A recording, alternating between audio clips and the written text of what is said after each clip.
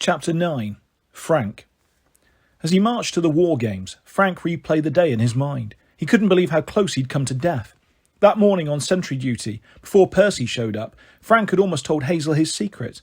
The two of them had been standing for hours in the chilly fog, watching the commuter traffic on Highway 24. Hazel had been complaining about the cold. "I'd give anything to be warm," she said, her teeth chattering. "I wish we had a fire." Even with her armour on, she looked great. Frank liked the way her cinnamon toast-coloured hair curled around the edges of her helmet, and the way her chin dimpled when she frowned. She was tiny compared to Frank, which made him feel like a big clumsy ox. He wanted to put his arms around her to warm her up, but he'd never do that. She'd probably hit him, and he'd lose the only friend he had at camp. I could make a really impressive fire, he thought. Of course, it would only burn for a few minutes, and then I'd die. It was scary that he even considered it. Hazel had that effect on him. Whenever she wanted something, he had the irrational urge to provide it. He wanted to be the old-fashioned knight riding to her rescue, which was stupid, as she was way more capable at everything than he was. He imagined what his grandmother would say. Frank Zhang riding to the rescue. Ha ha! He'd fall off his horse and break his neck. Hard to believe it had been only 6 weeks since he'd left his grandmother's house. 6 weeks since his mum's funeral. Everything had happened since then. Wolves arriving at his grandmother's door, the journey to Camp Jupiter, the weeks he'd spent in the 5th cohort trying not to be a complete failure. Through it all, he'd kept the half-burnt piece of firewood wrapped in a cloth in his coat pocket. "Keep it close," his grandmother had warned. "As long as it is safe, you are safe." The problem was that it burned so easily. He remembered the trip south from Vancouver, when the temperature dropped below freezing near Mount Hood. Frank had brought out the piece of tinder and held it in his hands, imagining how nice it would be to have some fire. Immediately, the charred end blazed with a searing yellow flame. It lit up the night and warmed Frank to the bone. But he could feel his life slipping away, as if he were being consumed rather than the wood. He'd thrust the flame into a snowbank. For a horrible moment it kept burning. When it finally went out, Frank got his panic under control. He wrapped the piece of wood and put it back in his coat pocket, determined not to bring it out again. But he couldn't forget it. It was as though someone had said, "Whatever you do, don't think about that stick bursting into flame." So of course that's all he thought about. On sentry duty with Hazel, he would try to take his mind off it. He loved spending time with her. He asked her about growing up in New Orleans, but she got edgy at his questions, so they made small talk instead. Just for fun, they tried to speak French to each other. Hazel had some Creole blood on her mother's side. Frank had taken French in school. Neither of them was very fluent, and Louisiana French was so different from Canadian French, it was almost impossible to converse. When Frank asked Hazel how her beef was feeling today, and she replied that his shoe was green, they decided to give up. Then Percy Jackson had arrived. Sure, Frank had seen kids fight monsters before. He'd fought plenty of them himself on his journey from Vancouver, but he'd never seen Gorgons. He'd never seen a goddess in person, and the way Percy had controlled the little Tiber. Wow! Frank wished he had powers like that. He could still feel the Gorgon's claws pressing into his arms and smell their snaky breath, like dead mice and poison. If not for Percy, those grotesque hags would have carried him away. He'd be a pile of bones in the back of a bargain mart by now. After the incident at the river, Rayner had sent Frank to the armoury, which had given him way too much time to think. While he polished swords, he remembered Juno, warning them to unleash death. Unfortunately, Frank had a pretty good idea of what the goddess meant. He had tried to hide his shock when Juno had appeared, but she looked exactly like his grandmother had described, right down to the goatskin cape. "She chose your path years ago," grandmother had told him, "and it will not be easy." Frank glanced at his bow in the corner of the armoury. He'd feel better if Apollo would claim him as a son. Frank had been sure his godly parent would speak up on his 16th birthday, which had passed 2 weeks ago. 16 was an important milestone for Romans. It had been Frank's first birthday at camp, but nothing had happened. Now Frank hoped he would be claimed on the Feast of Fortuna, though from what Juno had said, they'd been a battle for their lives on that day. His father had to be Apollo. Archery was the only thing Frank was good at. Years ago, his mother had told him that their family name, Zhang, meant master of bows in Chinese. That must have been a hint about his dad. Frank put down his polishing rags. He looked at the ceiling. "Please, Apollo, if you're my dad, tell me. I want to be an archer like you." "No, you don't," a voice grumbled. Frank jumped out of his seat. Vitellius, the 5th cohort's La, was shimmering behind him. His full name was Gaius Vitellius Reticulus, but the other cohorts called him Vitellius, the Ridiculous. "Hazel Levesque sent me to check on you," Vitellius said, hiking up his sword belt. "Good thing, too. Look at the state of this armour." Vitellius wasn't one to talk. His toga was baggy, his tunic barely fitted over his belly, and his scabbard fell off his belt every 3 seconds, but Frank didn't bother pointing that out. As for archers, the ghost said, they're wimps. Back in my day, archery was a job for barbarians. A good Roman should be in the fray, gutting his enemy with spear and sword like a civilized man. That's how we did it in the Punic Wars. Roman up, boy. Frank sighed. I thought you were in Caesar's army. I was. Vitellius, Caesar was hundreds of years after the Punic Wars. You couldn't have been alive that long. Questioning my honour? Vitellius looked so mad his purple aura glowed. He drew his ghostly gladius and yelled, Take that! He rammed the sword, which was about as deadly as a laser pointer, through Frank's chest a few times. Ouch, Frank said, just to be nice. Vitellius looked satisfied and put his sword away. Perhaps you'll think twice about doubting your elders next time. Now, it was your 16th birthday recently, wasn't it? Frank nodded. He wasn't sure how Vitellius knew this, since Frank hadn't told anyone except Hazel, but ghosts had ways of finding out secrets. Eavesdropping while invisible was probably one of them. So that's why you're such a grumpy gladiator, Villar said. Understandable. The 16th birthday is your day of manhood. Your godly parents should have claimed you. No doubt about it. Even if with only a small omen. Perhaps he thought you were younger. You look younger, you know, with that pudgy baby face. Thanks for reminding me, Frank muttered. Yes, I remember my 16th, Vitellius said happily. Wonderful omen. A chicken in my underpants. Excuse me? Vitellius puffed up with pride. That's right. I was at the river changing my clothes for my liberalia. Rite of passage into manhood, you know. We did things properly back then. I'd taken off my childhood toga and was washing up to don the adult one. Suddenly a pure white chicken ran out of nowhere, dived into my loincloth and ran off with it. I wasn't wearing it at the time. That's good, Frank said. And can I just say, too much information? Vitellius wasn't listening. That was the sign I was descended from Aesculapius, the god of medicine. I took my cognomen, my third name, Reticulus, because it meant undergarment, to remind me of the blessed day when a chicken stole my loincloth. So, your name means Mr. Underwear. Praise the gods, I became a surgeon in the Legion, and the rest is history. He spread his arms generously. Don't give up, boy. Maybe your father is running late. Most omens are not as dramatic as a chicken, of course. I knew a fellow once who got a dung beetle. Thanks, Vitellius, Frank said, but I have to finish polishing this armour. And the Gorgon's blood? Frank froze. He hadn't told anyone about that. As far as he knew, only Percy had seen him pocket the vials at the river, and they hadn't had a chance to talk about it. Come now, Vitellius chided. I'm a healer. I know the legends about Gorgon's blood. Show me the vials. Reluctantly, Frank brought out the 2 ceramic flasks he'd retrieved from the little Tiber. Spoils of water were often left behind when a monster dissolved, sometimes a tooth or a weapon, or even the monster's entire head. Frank had known what the 2 vials were immediately. By tradition, they belonged to Percy, who had killed the Gorgons, but Frank couldn't help thinking, what if I could use them? Yes, Vitellius studied the vials approvingly. Blood taken from the right side of a Gorgon's body can cure any disease, even bring the dead back to life. The goddess Minerva once gave a vial of it to my divine ancestor, Aesculapius, but blood taken from the left side of a Gorgon, instantly fatal. So, which is which? Frank looked down at the vials. I don't know. They're identical. Ha, but you're hoping the right vial could solve your problem with the burnt stick, eh? Maybe break your curse. Frank was so stunned he couldn't talk. Oh, don't worry, boy, the ghost chuckled. I won't tell anyone. I'm a Lar, a protector of the cohort. I wouldn't do anything to endanger you. You stabbed me through the chest with your sword. Trust me, boy, I have sympathy for you. Carrying the curse of that Argonaut. The what? Vitellius waved away the question. Don't be modest. You've got ancient roots, Greek as well as Roman. It's no wonder Juno. He tilted his head, as if listening to a voice from above. His face went slack. His entire aura flickered green. But I've said enough. At any rate, I'll let you work out who gets the Gorgon's blood. I suppose that newcomer Percy could use it too, with his memory problem.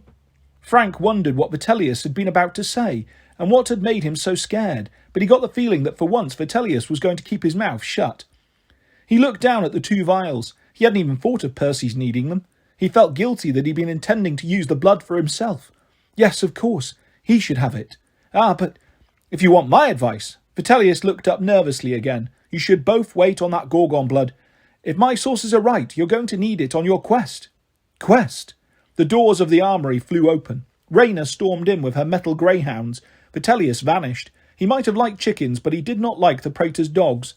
Frank. Rayna looked troubled. That's enough with the armour. Go find Hazel. Get Percy Jackson down here. He's been up there too long. I don't want Octavian. She hesitated. Just get Percy down here. So Frank had run all the way to Temple Hill. Walking back, Percy had asked tons of questions about Hazel's brother, Nico, but Frank didn't know that much. He's okay, Frank said. He's not like Hazel. How do you mean? Percy asked. Frank coughed. He'd meant that Hazel was better looking and nicer, but he decided not to say that. Nico is kind of mysterious. He makes everybody else nervous, being the son of Pluto and all. But not you. Frank shrugged. Pluto's cool. It's not his fault he runs the underworld. He just got bad luck when the gods were dividing up the world, you know. Jupiter got the sky, Neptune got the sea, and Pluto got the shaft. Death doesn't scare you. Frank almost wanted to laugh. Not at all, get a match. Instead he said, back in the old times, like the Greek times, when Pluto was called Hades, he was more of a death god. When he became Roman, he got more, respectable. He became the god of wealth too. Everything under the earth belongs to him, so I don't think of him as being real scary. Percy scratched his head. How does a god become Roman? If he's Greek, wouldn't he stay Greek? Frank walked a few steps, thinking about that.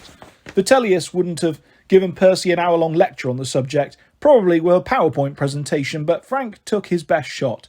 The way Romans saw it, they adopted the Greek stuff and protected it, or perfected it. Percy made a sour face. Perfected it, like there was something wrong with it. Frank remembered what Vitellius had said. You've got ancient roots, Greek as well as Roman. His grandmother had said something similar. I don't know, he admitted. Rome was more successful than Greece. They made this huge empire. The gods became a bigger deal in Roman times, more powerful and widely known. That's why they're still around today. So many civilizations base themselves on Rome. The gods changed to Roman because that's where the centre of power was. Jupiter was, well, more responsible as a Roman god than he had been when he was Zeus. Mars became a lot more important and disciplined.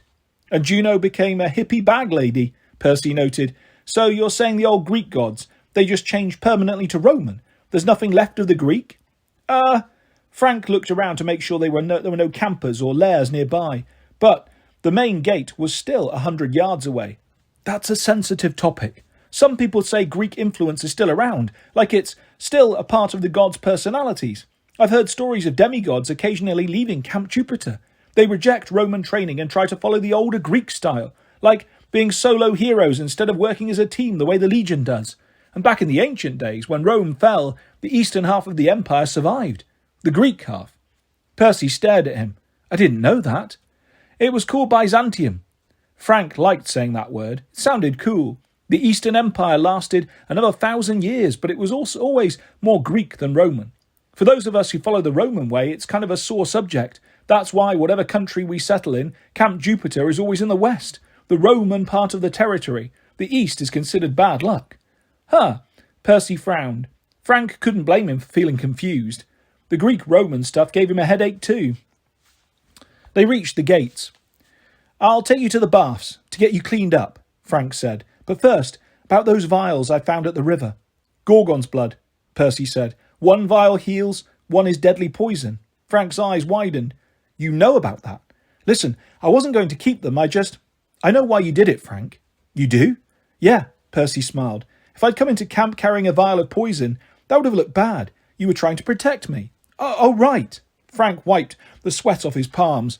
But if we could figure out which vial was which, it might heal your memory. Percy's smile faded. He gazed across the hills. Maybe I guess. But you should hang on to those vials for now. There's a battle coming. We may need them to save lives. Frank stared at him, a little bit in awe. Percy had a chance to get his memory back, and he was willing to wait in case someone else needed the vial more. Romans were supposed to be unselfish and help their comrades, but Frank wasn't sure anyone else at camp would have made that choice. So, you don't remember anything? Frank asked. Family? Friends? Percy fingered the clay beads around his neck. Only glimpses. Murky stuff. A girlfriend? I thought she'd be at camp. He looked at Frank carefully, as if making a decision. Her name was Annabeth. You don't know her, do you? Frank shook his head. I know everybody at camp, but no Annabeth. What about your family? Is your mum mortal? I guess so. She's probably worried out of her mind. Does your mum get to see you much? Frank stopped at the bathhouse entrance. He grabbed some towels from the supply shed. She died. Percy knitted his brow. How? Usually Frank would lie. He'd say an accident and shut off the conversation. Otherwise his emotions got out of control. He couldn't cry at Camp Jupiter. He couldn't show weakness. But with Percy, Frank found it easier to talk. She died in the war, he said. Afghanistan. She was in the military. Canadian, yeah. Canada? I didn't know.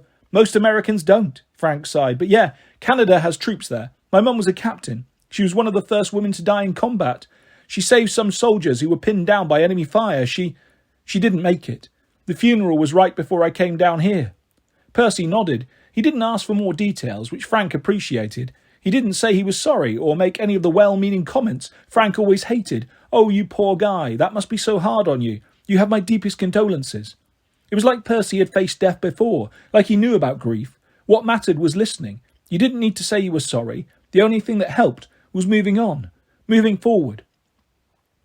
How about you show me the baths now, Percy suggested. I'm filthy.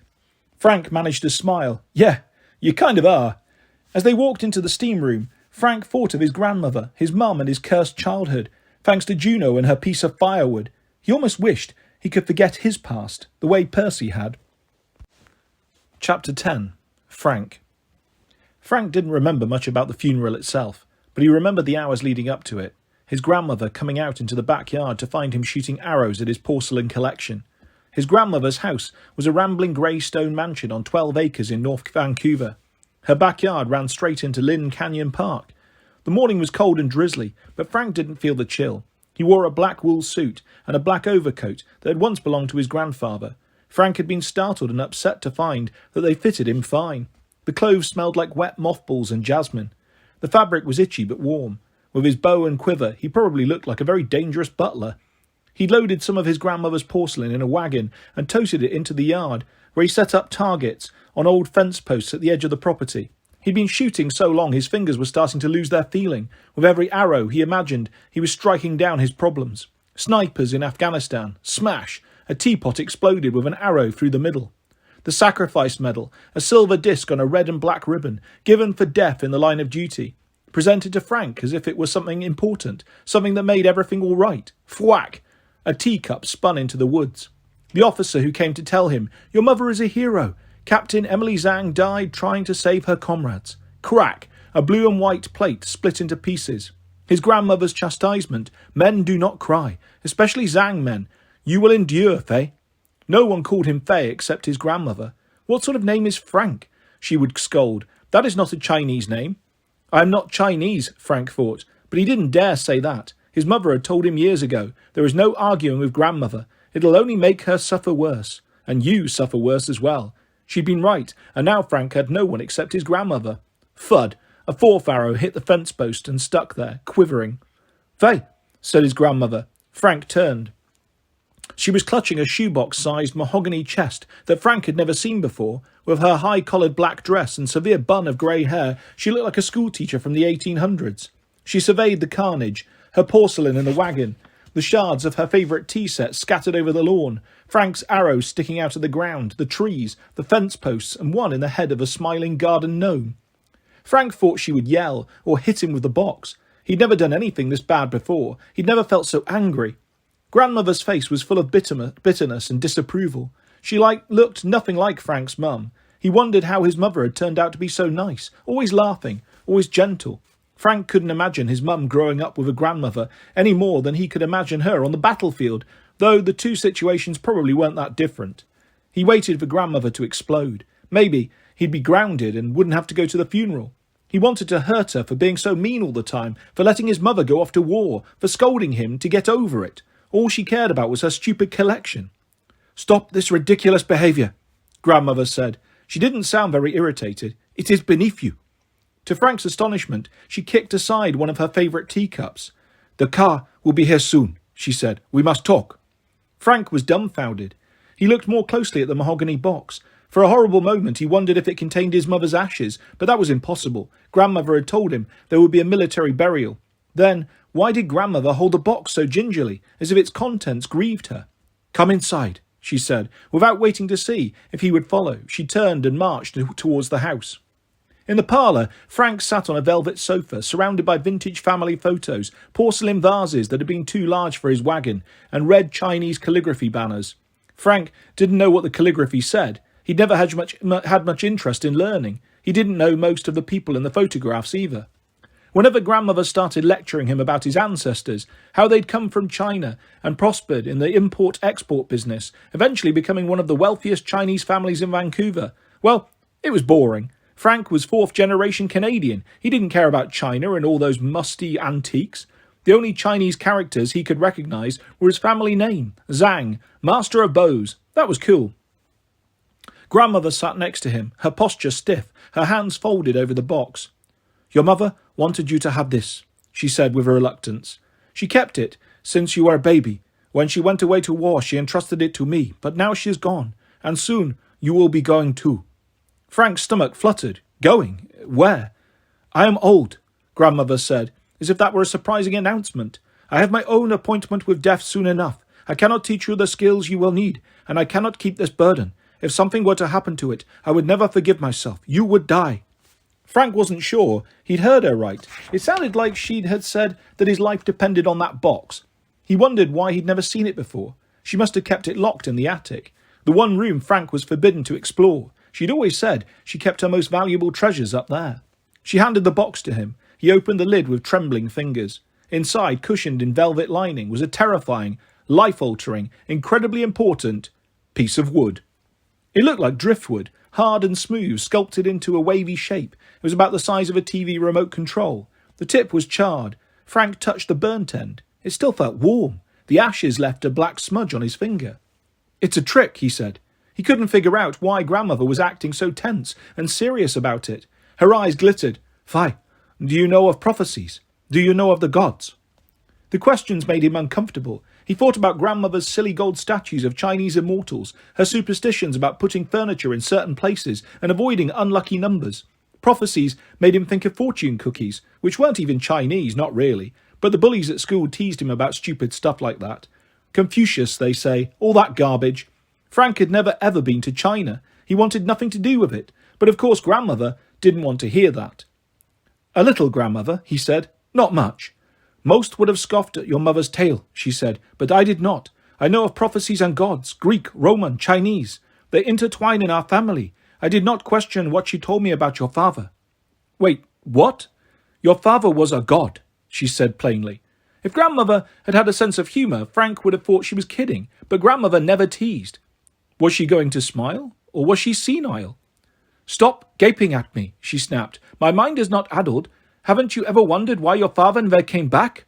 "He was—" Frank faltered. Losing his mother was painful enough. He didn't want to think about his father too. "He was in the army like Mum. He went missing in action, in Iraq." "Bah, he was a god. He fell in love with your mother because she was a natural warrior. She was like me, strong, brave, good, beautiful." Strong and brave, Frank could believe. Picturing grandmother as good or beautiful was more difficult. He still suspected she might be losing her marbles, but he asked, "What kind of god?" "Roman," she said. "Beyond that I don't know. Your mother wouldn't say, or perhaps she didn't know herself. It is no surprise a god would fall in love with her, given our family. He must have known she was of ancient blood." "Wait, we're Chinese. Why would Roman gods want to date Chinese Canadians?" Grandmother's nostrils flared. "If you bothered to learn the family history fair, you might know this. China and Rome are not so different, nor as separate as you might believe. Our family is from Gansu province, a town once called Lijin, and before that, as I said, ancient blood, the blood of princes and heroes." Frank just stared at her. She sighed in exasperation. "My words are wasted on this young ox. You will learn the truth when you go to camp. Perhaps your father will claim you, but for now, I must explain the firewood." She pointed at the big stone fireplace. "Shortly after you were born, a visitor appeared at our hearth. Your mother and I sat her on the couch, just where you are and I are sitting. You were a tiny thing, swaddled in a blue blanket, and she cradled you in her arms." It sounded like a sweet memory. Her grandmother told it in a bitter tone, as if she knew, even then, that Frank would turn into a big lumbering oaf.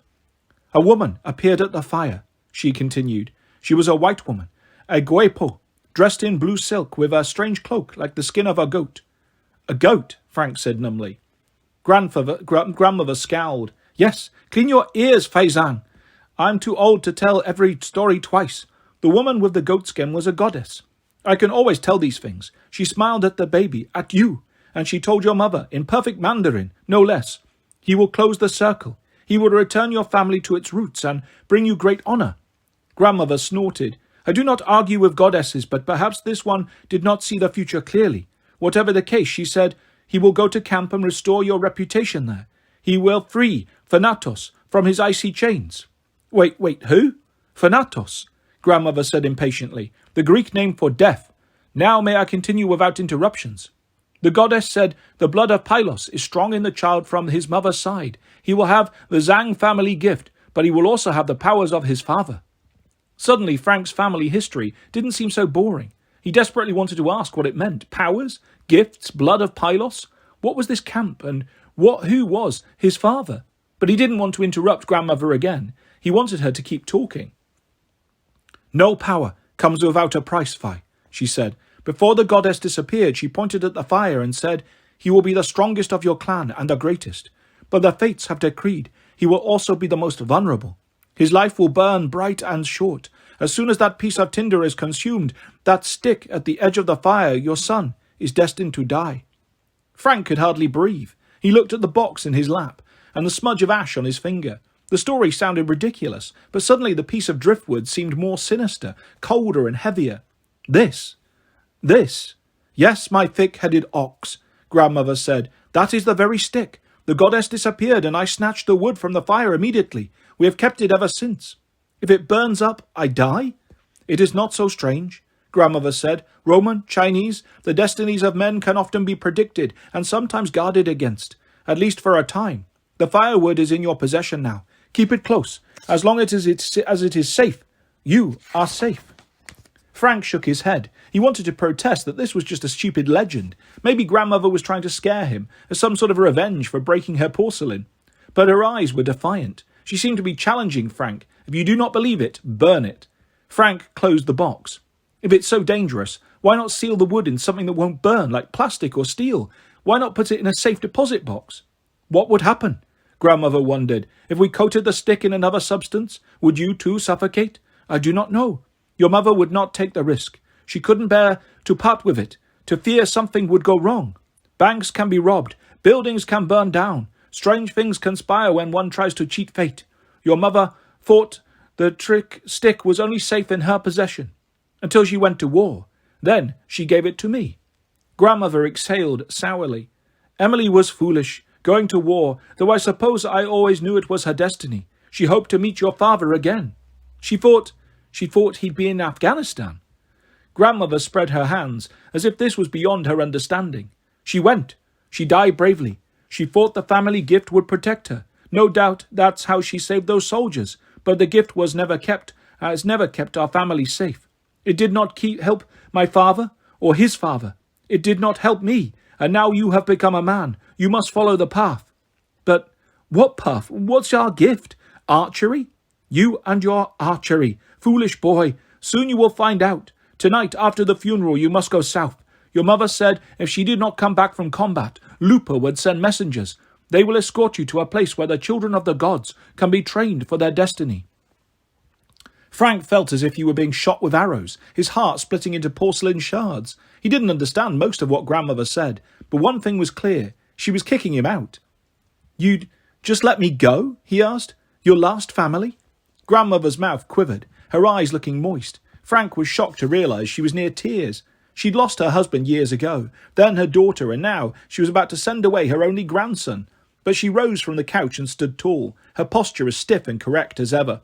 When you arrive at camp, she instructed, you must speak to the praetor in private.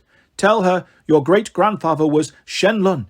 It has been many years since the San Francisco incident. Hopefully they will not kill you for what he did, but you might want to beg forgiveness for his actions. This is sounding better and better, Frank mumbled. The goddess said you would bring our family full circle. Grandmother's voice had no trace of sympathy. She chose your path years ago, and it will not be easy. But now it is time for the funeral. We have obligations. Come, the car will be waiting. The ceremony was a blur, solemn faces, the patter of rain on the graveside awning, the crack of rifles from the honor guard, the casket sinking into the earth. That night, the wolves came. They howled on the front porch. Frank came out to meet them. He took his travel pack, his warmest clothes, his bow and his quiver. His mother's sacrifice medal was tucked in his pack. The charred stick was wrapped carefully in 3 layers of cloth in his coat pocket, next to his heart. His journey south began, to the Wolf House in Sonoma, and eventually to Camp Jupiter, where he spoke to Raina privately, as grandmother had instructed. He begged forgiveness for the great-grandfather he knew nothing about. Raina let him join the Legion. She never did tell him what his great-grandfather had done, but she obviously knew. Frank could tell it was bad. I judge people by their own merits, Raina had told him, but do not mention the name Shen Lun to anyone else. It must remain our secret, or you'll be treated badly. Unfortunately, Frank didn't have any merits. His first month at camp was spent knocking over rows of weapons, breaking chariots and tripping entire cohorts as they marched. His favourite job was caring for Hannibal, the elephant, but he'd managed to mess that up too, giving Hannibal indigestion by feeding him peanuts. Who knew elephants could be peanut intolerant? Frank figured Raina was regretting her decision to let him join. Every day he woke up wondering if the stick would somehow catch fire and burn, and he would cease to exist. All of this ran through Frank's head as he walked with Hazel and Percy to the war games. He thought about the stick, wrapped inside his coat pocket, what it meant that Juno had appeared at camp. Was he about to die? He hoped not. He hadn't brought his family any honour yet, that was for sure. Maybe Apollo would claim him today and explain his powers and gifts. Once they got out of camp, the 5th cohort formed 2 lines behind their centurions, Dakota and Gwen. They marched north, skirting the edge of the city, and headed to the Field of Mars, the largest, flattest part of the valley. The grass was cropped short by all the unicorns, bulls and homeless fawns that grazed here. The earth was pitted with explosion craters and scarred with trenches from past games. At the north end of the field stood their target. The engineers had built a stone fortress with an iron portcullis, guard towers, scorpion ballistae, water cannons, and no doubt many other nasty surprises for the defenders to use. They did a good job today, Hazel noted. That's bad for us. Wait, Percy said. You're telling me that fortress was built today? Hazel grinned. Legionnaires are trained to build. If we had to, we could break down the entire camp and rebuild it somewhere else. Take maybe 3 or 4 days. But we could do it. Let's not, Percy said. So you attack a different fort every night? Not every night, Frank said. We have different training exercises. Sometimes death ball, which is like paintball, except with, poison and acid and fireballs. Sometimes we do chariots and gladiator competitions. Sometimes war games. Hazel pointed at the fort. Somewhere inside, the 1st and 2nd cohorts are keeping their banners. Our job is to get inside and capture them without getting slaughtered. We do that, we win. Percy's eyes lit up. Like capture the flag. I think I like capture the flag. Frank laughed. Yeah, well, it's harder than it sounds. We have to get past these scorpions and water cannons on the walls, fight through the inside of the fortress, find the banners and defeat the guards, all while protecting our own banners and troops from capture. And our cohort is in competition with the other 2 attacking cohorts. We sort of work together, but not really. The cohort that captures the banners gets all the glory. Percy stumbled, trying to keep time with the left-right marching rhythm. Frank sympathised. He'd spent his first 2 weeks falling down.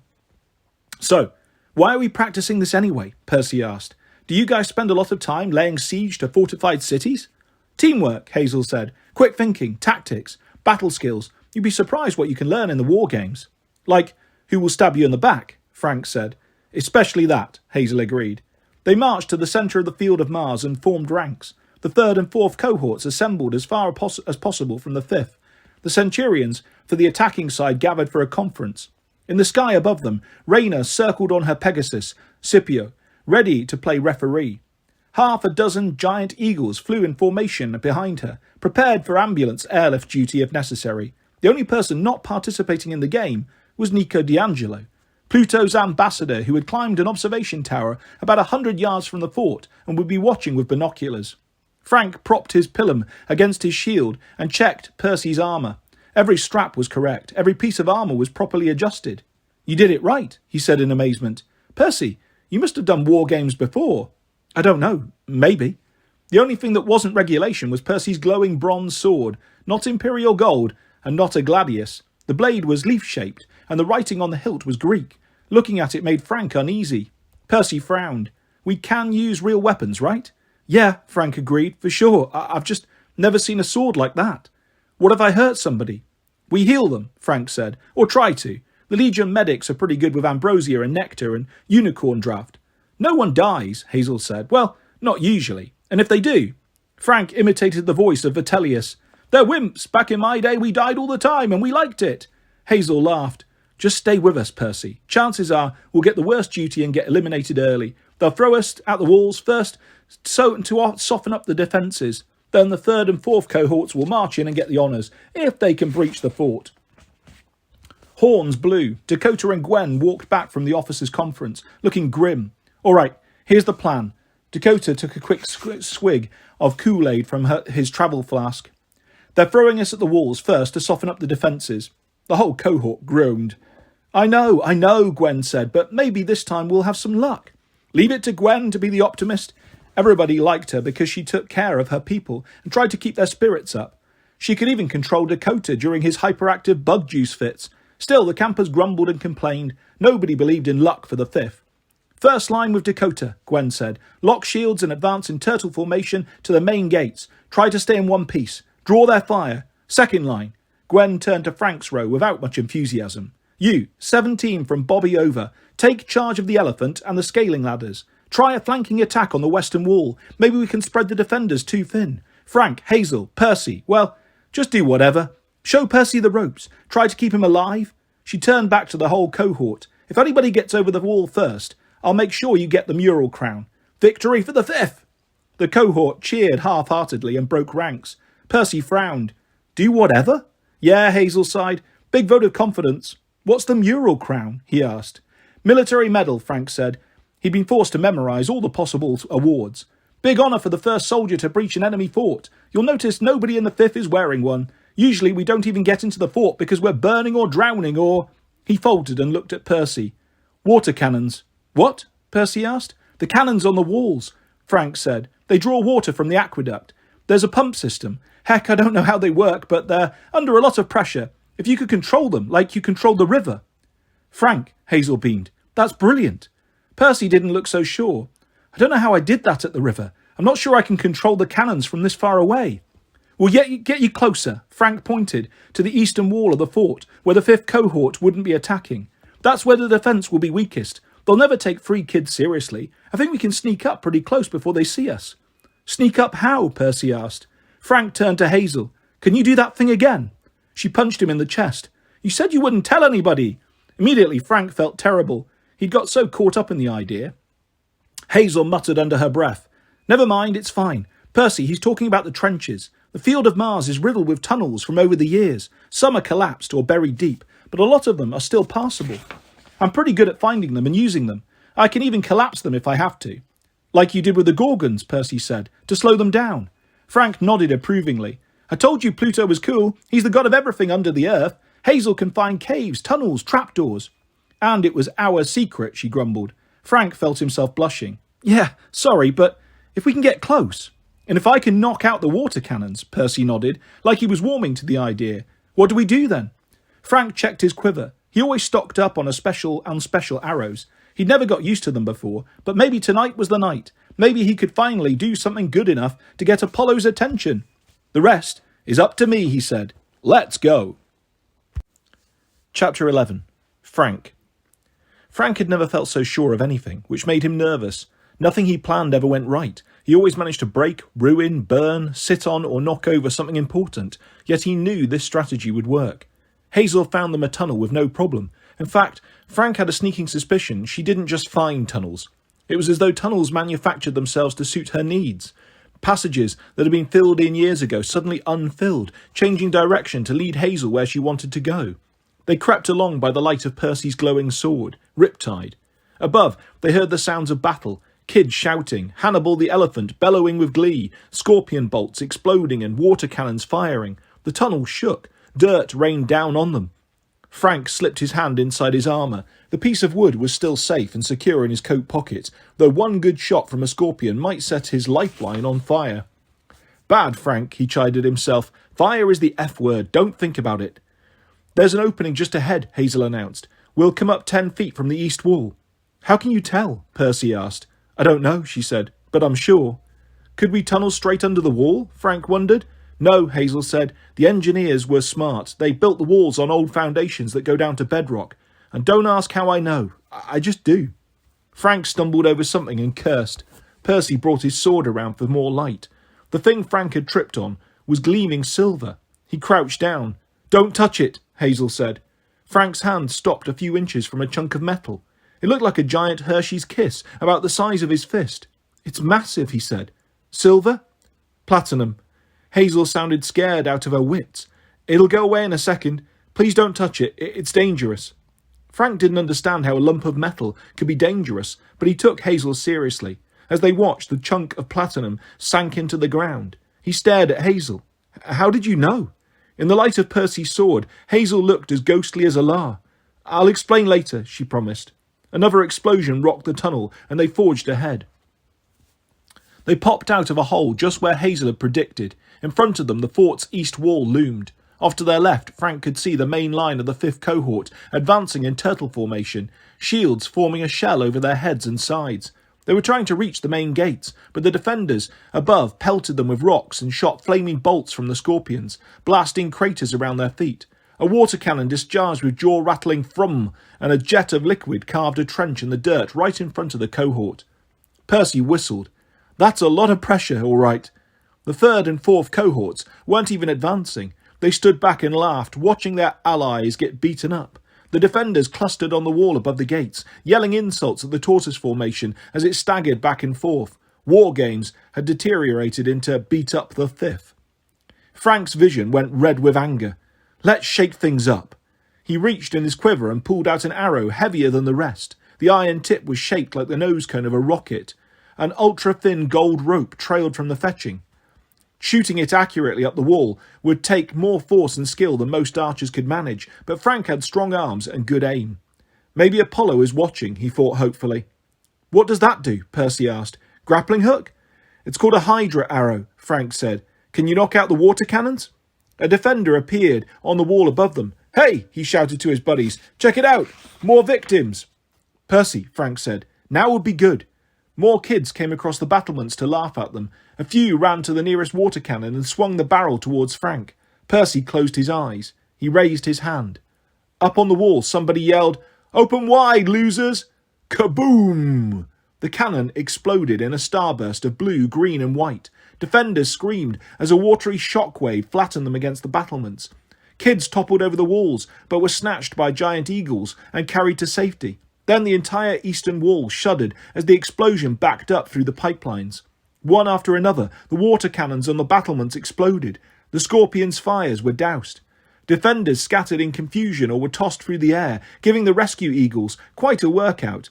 At the main gates, the 5th cohort forgot about their formation. Mystified, they lowered their shields and stared at the chaos. Frank shot his arrow. It streaked upward, carrying its glittering rope. When it reached the top, the metal point fractured into a dozen lines that lashed out and wrapped round anything they could find. Parts of the wall, a scorpion, a broken water cannon, and a couple of defending campers, who yelped and found themselves slammed against the battlements as anchors. From the main rope, handholds extended at 2-foot intervals, making a ladder. "Go," Frank said. Percy grinned. "You first, Frank. This is your party." Frank hesitated, and then he slung his bow on his back and began to climb. He was halfway up before the defenders recovered their senses enough to sound the alarm. Frank glanced back at 5th cohort's main group. They were staring up at him, dumbfounded. "Well?" Frank screamed. "Attack!" Gwen was the first to unfreeze. She grinned and repeated the order. A cheer went up from the battlefield. Hannibal the elephant trumpeted with happiness, but Frank couldn't afford to watch. He clambered to the top of the wall, where 3 defenders were trying to hack down his rope ladder. One good thing about being big, clumsy and clad in metal, Frank was like a heavily armoured bowling ball. He launched himself at the defenders, and they toppled like pins. Frank got to his feet. He took command of the battlements, sweeping the pilum back and forth and knocking down defenders. Some shot arrows, some tried to get under his guard with their swords, but Frank felt unstoppable. Then Hazel appeared next to him, swinging her big cavalry sword like she was born for battle. Percy leapt into the wall and raised Riptide. "Fun," he said. Together they cleared the defenders off the walls. Below them the gates broke. Hannibal barreled into the fort, arrows and rocks bouncing harmlessly off his Kevlar armour. The 5th cohort charged in behind the elephant, and the battle went hand to hand. Finally, from the edge of the field of Mars, a battle cry went up. The 3rd and 4th cohorts ran to join the fight. "A little late," Hazel grumbled. "We can't let them get the banners," Frank said. "No," Percy agreed. "Those are ours." No more talk was necessary. They moved like a team, as if the three of them had been working together for years. They rushed down the interior steps and into the enemy base. Chapter 12. Frank. After that, the battle was mayhem. Frank, Percy and Hazel waded through the enemy, ploughing down anyone who stood in their way. The first and second cohorts, pride of Camp Jupiter, were a well-oiled, highly disciplined war machine. Well, they fell apart under the assault and the sheer novelty of being on the losing side. Part of their problem was Percy. He fought like a demon, whirling through the defenders' ranks in a completely unorthodox style, rolling under their feet, slashing with his sword instead of stabbing like a Roman would, whacking campers with the flat of his blade, and generally causing mass panic. Octavian screamed in a shrill voice, maybe ordering the first cohort to stand their ground, maybe trying to sing soprano, but Percy put a stop to it. He somersaulted over a line of shields and slammed the butt of his sword into Octavian's helmet. The centurion collapsed like a sock puppet. Frank shot arrows until his quiver was empty, using blunt-tipped missiles that wouldn't kill but left some nasty bruises. He broke his pilum over a defender's head and then reluctantly drew his gladius. Meanwhile, Hazel climbed onto Hannibal's back. She charged towards the centre of the fort, grinning down at her friends. "Let's go, slowpokes!" Gods of Olympus! She's beautiful, Frank thought. They ran to the centre of the base. The inner keep was virtually unguarded. Obviously the defenders never dreamed an assault would get this far. Hannibal busted down the huge doors. Inside, the first and second cohort, standard-bearers, were sitting around a table playing mytho-magic with cards and figurines. The cohort's emblems were propped carelessly against one wall. Hazel and Hannibal rode straight into the room, and the standard-bearers fell backwards out of their chairs. Hannibal stepped on the table, and game pieces scattered. By the time the rest of the cohort caught up with them, Percy and Frank had disarmed the enemies, grabbed the banners, and climbed onto Hannibal's back with Hazel. They marched out of the keep, triumphantly with the enemy colours. The fifth cohort formed ranks around them. Together they paraded out of the fort, past stunned enemies and lines of equally mystified allies. Raina circled low overhead on her Pegasus. "The game is won!" She sounded as if she were trying not to laugh. "Assemble for honours!" Slowly the campers regrouped on the field of Mars. Frank saw plenty of minor injuries, some burns, broken bones, black eyes, cuts and gashes, plus a lot of very interesting hairdos from fires and exploding water cannons, but nothing that couldn't be fixed. He slid off the elephant. His comrades swarmed him, pounding him on the back and complimenting him. Frank wondered if he was dreaming. It was the best night of his life. Until he saw Gwen. "Help!" somebody yelled. A couple of campers rushed out of the fortress, carrying a girl on a stretcher. They set her down. Another kid started running over. Even from a distance, Frank could tell it was Gwen. She was in bad shape. She lay on her side on the stretcher with a pilum sticking out of her armour, almost like she was holding it between her chest and her arm. But there was too much blood. Frank shook his head in disbelief. "No, no, no!" he muttered as he ran to her side. The medics barked at everyone to stand back and give her air. The whole legion fell silent as the healers worked, trying to get gauze and powdered unicorn horn under Gwen's armour to stop the bleeding, trying to force some nectar into her mouth. Gwen didn't move. Her face was ashen grey. Finally, one of the medics looked up at Raina and shook his head. For a moment, there was no sound except water from the ruined cannons trickling down the walls of the fort. Hannibal nuzzled Gwen's hair with his trunk. Raina surveyed the campers from her Pegasus. Her expression was as hard and dark as iron. "There will be an investigation. Whoever did this, you cost the Legion a good officer. Honourable death is one thing, but this?" Frank wasn't sure what she meant. Then he noticed the marks engraved in the wooden shaft of the pilum. CHT, I, Legio, XIIF. The weapon belonged to the first cohort, and the point was sticking out of the front of her armour. Gwen had been speared from behind, possibly after the game had ended. Frank scanned the crowd for Octavian. The centurion was watching with more interest than concern, as if he were examining one of his stupid gutted teddy bears. He didn't have a pilum. Blood roared in Frank's ears. He wanted to strangle Octavian with his bare hands, but at that moment Gwen gasped. Everyone stepped back. Gwen opened her eyes. The colour came back to her face. What is it?" she blinked. "What's everyone staring at?" She didn't seem to notice the 7-foot harpoon sticking out through her chest. Behind Frank, a medic whispered, "There's no way. She was dead. She has to be dead." Gwen tried to sit up, but couldn't. There was a river, and a man asking for a coin. I turned around, and the exit door was open, so I just left. I don't understand. What's happened? Everyone stared at her in horror. Nobody tried to help. Gwen. Frank knelt next to her. Don't try to get up. Just close your eyes for a second, okay? Why? What? Just trust me. Gwen did what he asked. Frank grabbed the shaft of the pillar below its tip, but his hands were shaking. The wood was slick. Percy, Hazel, help me. One of the medics realized what he was planning. Don't, he said. You might... What? Hazel snapped. Make it worse? Frank took a deep breath. Hold her steady. 1, 2, 3. He pulled the pillar out from the front. Gwen didn't even wince. The blood stopped quickly. Hazel bent down to examine the wound. It's closing on its own, she said. I don't know how, but... I feel fine, Gwen protested. What's everyone worried about? With Frank and Percy's help, she got to her feet. Frank glowered at Octavian, but the Centurion's face was a mask of polite concern. Later, Frank thought. Deal with him later. Gwen, Hazel said gently, there's no easy way to say this. You were dead. Somehow, you came back. What? She stumbled against Frank, her hand pressed against the ragged hole in her armour. How? How? Good question. Rayner turned to Nico, who was watching grimly from the edge of the crowd. Is this some power of Pluto? Nico shook his head. Pluto never lets people return from the dead. He glanced at Hazel as if warning her to stay quiet.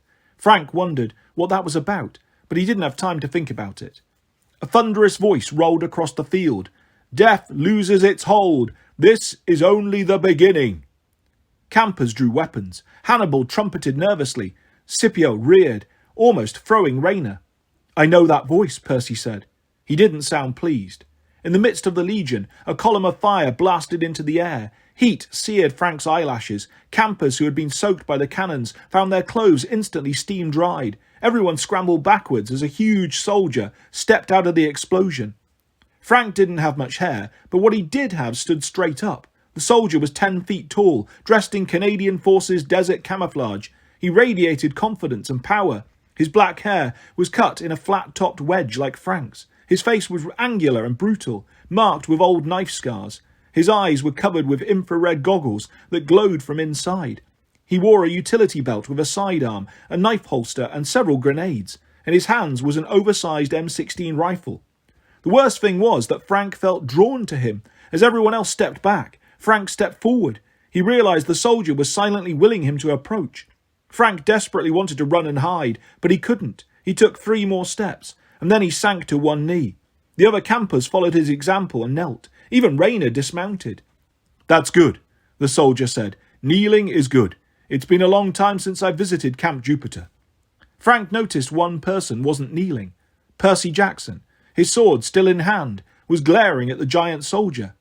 You're Ares, Percy said. What do you want? A collective gasp went up from 200 campers and an elephant. Frank wanted to say something to excuse Percy and placate the god, but he didn't know what. He was afraid the war god would blast his new friend with that extra-large M16. Instead, the god bared his brilliant white teeth. You've got spunk, demigod, he said. Ares is my Greek form. But to these followers, to the children of Rome, I am Mars, patron of the empire, divine father of Romulus and Remus. We've met, Percy said. We had a fight. The god scratched his chin as if trying to recall.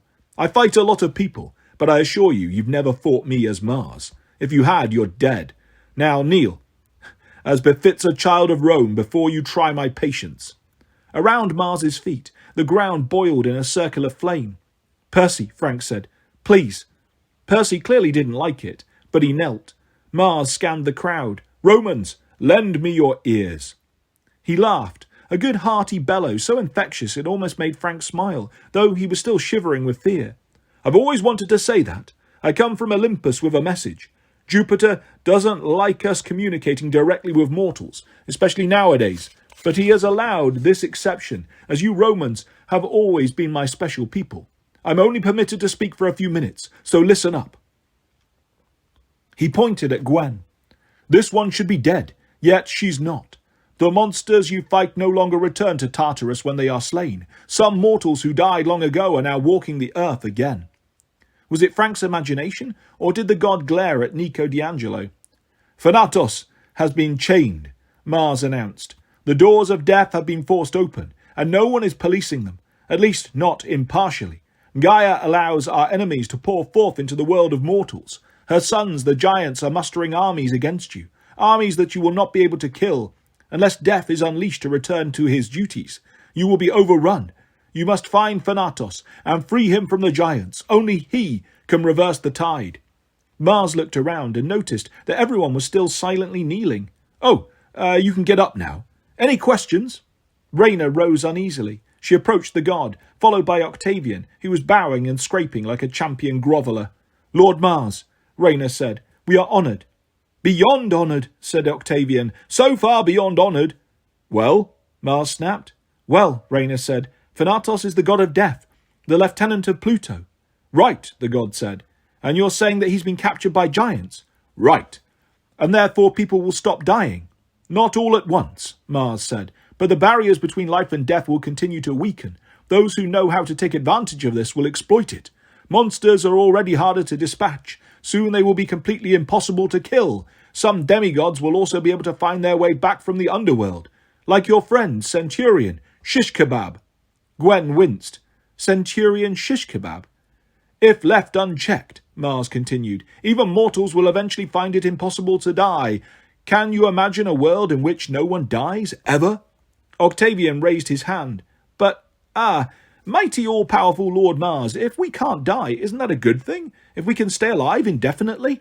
"Don't be foolish, boy," Mars bellowed. "Endless slaughter with no conclusion, carnage without any point, enemies that rise again and again and can never be killed. Is that what you want?" "You're the god of war," Percy spoke up. "Don't you want endless carnage?" Mars's infrared goggles glowed brighter. "Insolent, aren't you? Perhaps I have fought you before. I can understand why I'd want to kill you.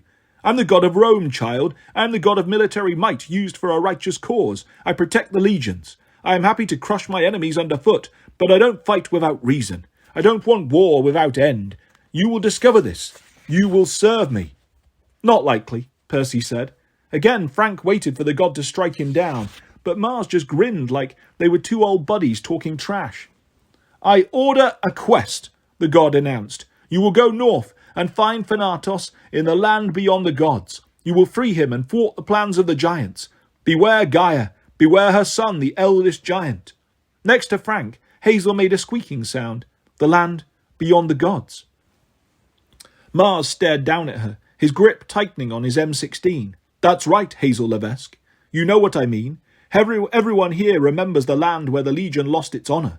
Perhaps, if the quest succeeds and you return by the Feast of Fortuna, perhaps then your honour will be restored.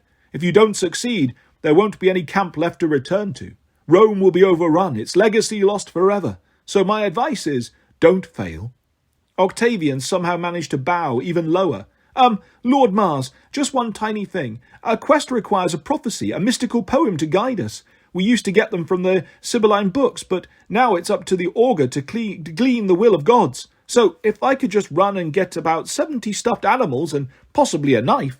"You're the augur," the god interrupted. "Yes, my lord." Mars pulled a scroll from his utility belt. "Anyone got a pen?" The legionnaires stared at him. Mars sighed. 200 Romans, and no one's got a pen. Never mind." He slung his M16 onto his back and pulled out a hand grenade. There were many screaming Romans. Then the grenade morphed into a ballpoint pen and Mars began to write. Frank looked at Percy with wide eyes. He mouthed, "Can your sword do grenade form?" Percy mouthed back, "No, shut up." "There." Mars finished writing and threw the scroll at Octavian. "A prophecy. You can add it to your books, engrave it in your floor or whatever." Octavian read the scroll. This says, "Go to Alaska, find Thanatos, and free him. Come back by sundown on June 24th, or die." "Yes," Mars said. "Is that not clear?" "Well, my lord, usually prophecies are unclear. They're wrapped in riddles. They rhyme and—" Mars casually popped another grenade off his belt. "Yes?" "The prophecy is clear," Octavian announced. "A quest!" "Good answer." Mars tapped the grenade to his chin. "Now, what else?" "There was something else. Oh, yes." He turned to Frank. "Come here, kid." No, Frank thought. The burnt stick in his coat pocket felt heavier. His legs turned wobbly. A sense of dread settled over him, worse than the day the military officer had come to the door. He knew what was coming, but he couldn't stop it. He stepped forward against his will. Mars grinned. "Nice job taking the wall, kid. Who's the ref for this game?" Raina raised her hand. "You see that play, ref?" Mars demanded. "That was my kid. First over the wall, won the game for his team. Unless you're blind, that was an MVP play. You're not blind, are you?" Raina looked like she was trying to swallow a mouse. "No, Lord Mars." "Then make sure he gets the mural crown," Mars demanded. "My kid here." He yelled at the Legion in case anyone hadn't heard. Frank wanted to melt into the dirt. "Emily Zhang's son," Mars continued. "She was a good soldier. Good woman. This kid Frank proved his stuff tonight. Happy late birthday, kid. Time you stepped up to a real man's weapon." He tossed Frank his M16. For a split second, Frank thought he'd be crushed under the weight of the massive assault rifle, but the gun changed in mid-air, became smaller and thinner. When Frank caught it, the weapon was a spear. It had a shaft of imperial gold and a strange point like a white bone, flickering with ghostly light. "The tip is a dragon's tooth," Mars said. "You haven't learned to use your mum's talents yet, have you? Well, that spear will give you some breathing room until you do. You get 3 charges out of it, so use it wisely." Frank didn't understand, but Mars acted like the matter was closed. "Now, my kid Frank Zhang is gonna lead the quest to free Thanatos, unless there are any objections." Of course, no one said a word, but many of the campers glared at Frank with envy, jealousy, anger, bitterness. "You can take 2 companions," Mars said. "Those are the rules. One of them needs to be this kid." He pointed at Percy. "He's going to learn some respect for Mars on this trip, or die trying. As for the second, I don't care. Pick whoever you want. Have one of your Senate debates. You are all good at those." The god's image flickered. Lightning crackled across the sky. "That's my cue," Mars said. "Until next time, Romans, do not disappoint me." The god erupted in flames, and then he was gone. Raina turned towards Frank. Her expression was part amazement, part nausea, like she'd finally managed to swallow that mouse. She raised her arm in a Roman salute. "Ave, Frank Zhang, son of Mars." The whole legion followed her lead, but Frank didn't want their attention anymore. His perfect night had been ruined. Mars was his father. The god of war was sending him to Alaska. Frank had been handed more than a spear for his birthday. He'd been handed a death sentence.